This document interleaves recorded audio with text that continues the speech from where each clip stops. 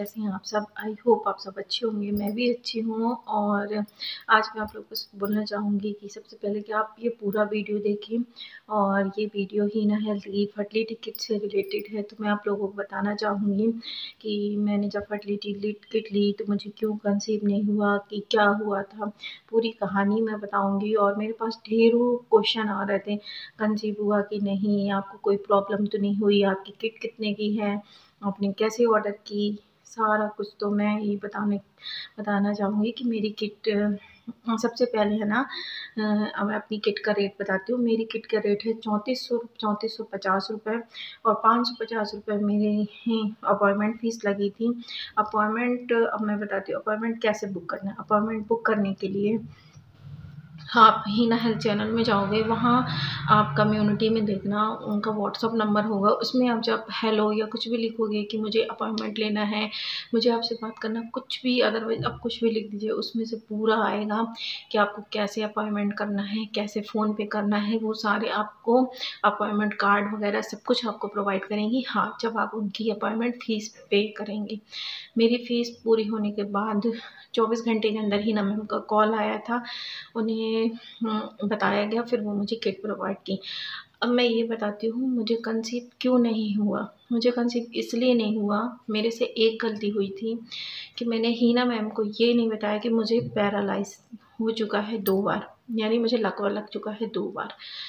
तो दूसरी बात मैंने ये नहीं बताई थी कि मुझे हार्ट की प्रॉब्लम है। मतलब जब मेरी मैरिज हुई थी तब मेरी हार्ट ब्लॉकेज की प्रॉब्लम थी। अभी पता नहीं है कि नहीं है। कभी-कभी चेस्ट पेन होता है, अदरवाइज़ वैसे नहीं होता। तो मैंने ये 2 गलतियाँ की कि मैं उन्हें पूरी बात नहीं बताई कि मुझे क्या प्रॉब्लम है, क्या नहीं। जब हिना मैम की किट आ गई थी तो जब वो कंसल्ट करती हैं, आपसे बात करती हैं, आपको वो किट प्रोवाइड करती हैं। तो मेरी किट आने के बाद मुझे बोला गया था पीरियड के पहले दिन के बाद से पूरी किट यूज़ करना है। मैंने यूज़ किया। मुझे पैरालाइज़ होने के कारण मुझे उसमें से साइड इफ़ेक्ट मिले। तो मैं ये बोलूँगी कि आप लोग ऐसी गलती ना करें। अगर आपको कोई प्रॉब्लम है तो आप है ना उनसे बता दें कि मुझे फ्यूचर में या पास्ट में मुझे ऐसी-ऐसी प्रॉब्लम थी, कोई मेडिकल कंडीशन है तो वो बता दें।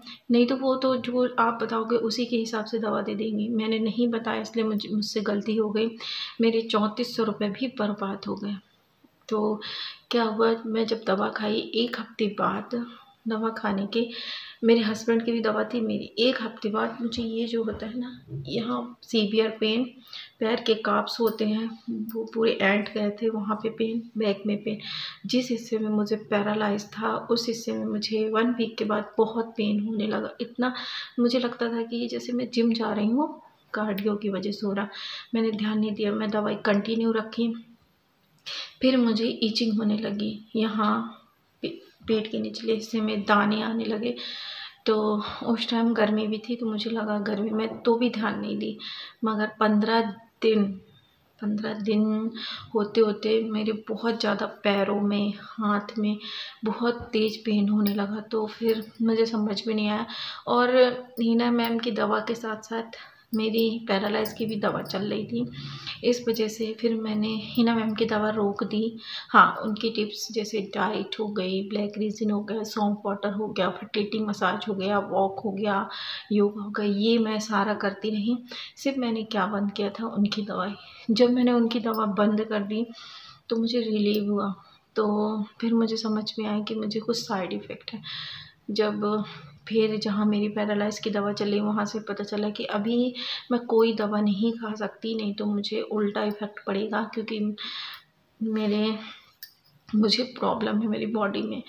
तो इस वजह से है ना मैं ना दवा छोड़ दी थी बीच में। फिर मैं है ना फिर से स्टार्ट की दवा खाना।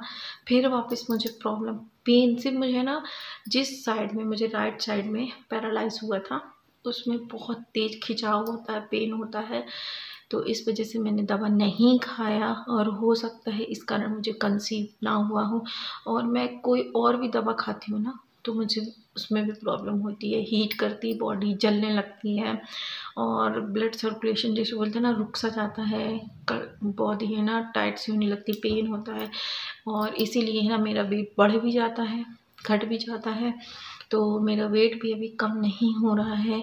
अल्ट्रासाउंड से ही पता चला कि मुझे कोई दिक्कत नहीं है, मुझे सिर्फ हार्मोन इम्बैलेंस है। तो अगर मैं अपना वेट जल्दी से जल्दी लूज़ कर लूँगी तो मुझे कंसीव हो जाएगा, तो उसकी भी मैं कोशिश कर रही करने की। हाँ, मेरा वेट, मैं बार बार ये कहूँगी, मेरा वेट जल्दी कम नहीं होता है, अचानक से बढ़ जाता है और मुझे क्रेविंग बहुत होती है खाने की। तो देखते हैं क्या होता है। तो इस वजह से है ना मैं बोलना चाहूँगी आप लोगों को, मुझे कंसीव नहीं हुआ है। और दूसरी बात आप लोगों से ये कहना है मुझे कि प्लीज़ आप लोग है ना ये सोच के ये ना करें कि नहीं आपको दवा नहीं ले, आप ही ना मैम से दवा लीजिए, बहुत अच्छी दवा होती हैं।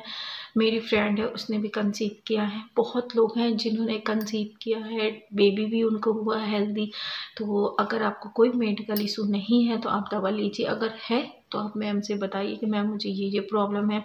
अगर आप ओवर वेट हो वो भी बताओ, अपनी हाइट भी लिख के दो। जब आपको वो चार्ट देंगे उसमें पूछेंगे आपकी हाइट क्या है क्या नहीं है, आपकी क्या प्रॉब्लम है। तो और ये भी बोलना चाहूँगी, जब आपसे ही ना मैम बात करेंगे उसके बाद रिपोर्ट मंगाएंगी तो आपके पास जितनी भी पुरानी 1 साल 2 साल जितनी साल पुरानी रिपोर्ट हो वो भी भेज देना, नई रिपोर्ट हो वो भी भेज देना, हस्बैंड की रिपोर्ट हो वो भी मांगेंगी।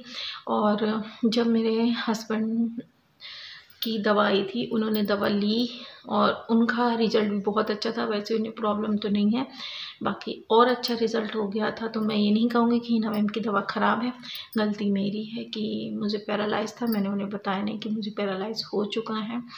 तो यही बोलना चाहूँगी कि आप लोगों को कोई भी मेडिकल कंडीशन हो पहले आप हिना मैम से बताएं और आप लोग दवा ज़रूर लें। हिना मैम से बहुत अच्छी किट है उनकी, बहुत लोगों को कंसीव हुआ है, बहुत लोगों को पीसीओडी था वो भी रुका है। तो आज का यही वीडियो था आप लोगों के साथ शेयर करने का मेरा, कि जो क्वेश्चन आ रहे हैं ना उनके सारे सवाल का जवाब, और जो मेरे से गलती हुई वो आप लोग ना करें। तो आज का वीडियो यहीं तक, मिलते हैं नेक्स्ट वीडियो में। जो भी क्वेश्चन हो कमेंट्स करें, वीडियो बना दूँगी। Bye bye.